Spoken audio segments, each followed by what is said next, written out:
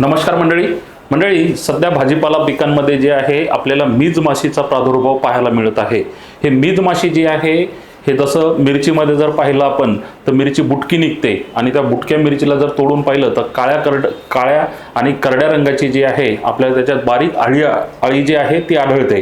तर यामुळे जे आहे आपले फळं जे येतं ते बुटके राहतात, फळाची परिपक्वता होत नाही, फळं मोठे होत नाही। तर मीज माशीसाठी जी आहे नियंत्रणासाठी जे आहे सगळ्यात पहिले जे आहे रेज 15 मिली घेऊ शकता किंवा रावडी 15 मिली घेऊ शकता किंवा याच्यामध्ये तुम्ही डेसिस 100 जे आहे ते घेऊ शकता किंवा डेल्टामेथ्रिन घेऊ शकता किंवा लॅम्बडा सायलोथ्रिन घेऊ शकता। याच कीटकनाशकाचा वापर करून आपण मीज माशीचं नियंत्रण करू शकतो। फक्त मीज माशीचं नियंत्रण करत असताना एक गोष्ट लक्षात घेणे फार महत्त्वाची आहे, ती म्हणजे फवारणी करत असताना ही फवारणी संध्याकाळी म्हणजे सायंकाळच्या वेळेची ही फवारणी असली पाहिजे। तर मंडळी, या पद्धतीने तुम्ही सहजरित्या जे आहे मीज माशीला नियंत्रण तुम्ही करू शकता। धन्यवाद।